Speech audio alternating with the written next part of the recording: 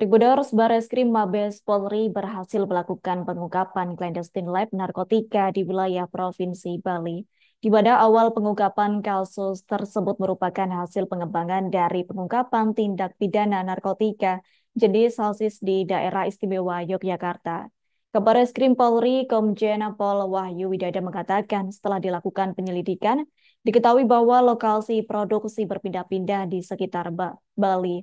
Awalnya lokasi produksi terdeteksi berada di Jalan Gatot Subroto, Denpasar Utara, kemudian berpindah ke daerah Padang Sambian, Denpasar Barat, dan terakhir tim berhasil mendeteksi lokasi terakhir clandestine lab berada di Uluwatu, Bali. Informasi clandestine lab yang berada di Uluwatu, Bali ini diperoleh dari data pendukung pengiriman mesin cetak Haliba, Evapop Hasis, dan Pot System, serta beberapa prekursor atau bahan kimia yang dikirim dari luar negeri melalui kargo Bandara Internasional Soekarno-Hatta. Dari informasi pengiriman mesin cetak, pot sistem, dan prekursor atau bahan kimia dapat diprediksi bahwa mesin tersebut digunakan untuk produksi besar.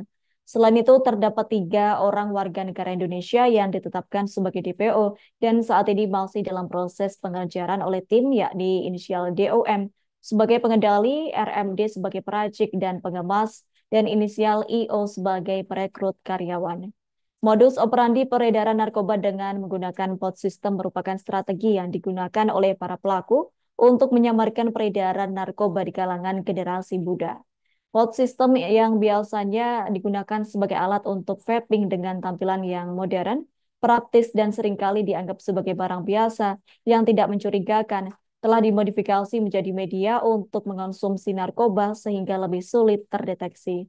Clandestine lab tersebut juga sudah beroperasi selama 2 bulan dengan estimasi nilai barang bukti yang dapat diproduksi dalam bisnis narkoba ini senilai 2,52 triliun rupiah. Kabar Reskrim menambahkan pengungkapan clandestine lab ini merupakan tindakan preventif strike dari Des Pemberantasan Narkoba yang telah dibentuk pemerintah untuk mencegah dan melindungi masyarakat Indonesia dari peredaran gelap dan penyalahgunaan narkoba. Adapun total jiwa yang terselamatkan dari hasil pengungkapan jaringan ini adalah sebanyak 1.100.000 jiwa dari keseluruhan barang bukti narkoba yang berhasil diamankan.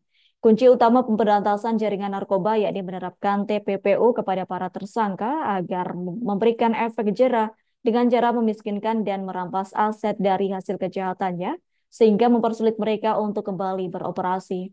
Keempat tersangka tersebut diketahui diduga melanggar terkait narkotika pasal 114 ayat 2 subsider, 112 ayat 2 Jungto, pasal 132 ayat 2 Undang-Undang Republik Indonesia Nomor 35 Tahun 2009 tentang narkotika, yakni dengan ancaman dipidana hukuman mati atau penjara seumur hidup atau paling singkat 5 tahun dan paling lama 20 tahun dan denda paling sedikit yakni 1 miliar dan paling banyak 10 miliar rupiah.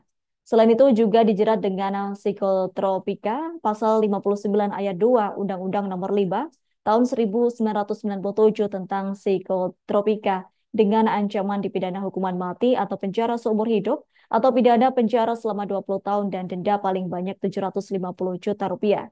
Terhadap mereka juga dijerat dengan tindak pidana pencucian uang pasal 137 huruf A dan B Undang-Undang Republik Indonesia Nomor 35 Tahun 2009 tentang narkotika dan atau pasal 3 Jungto 10, pasal 4 Jungto 10, pasal 5 Jungto 10 Undang-Undang Republik Indonesia Nomor 8 Tahun 2010 tentang pencegahan dan pemberantasan tindak pidana pencucian uang, yakni dengan ancaman hukuman maksimal pidana penjara 20 tahun dan denda paling banyak yakni sekira 10 miliar rupiah. Download Tribun X sekarang, menghadirkan lokal menjadi Indonesia.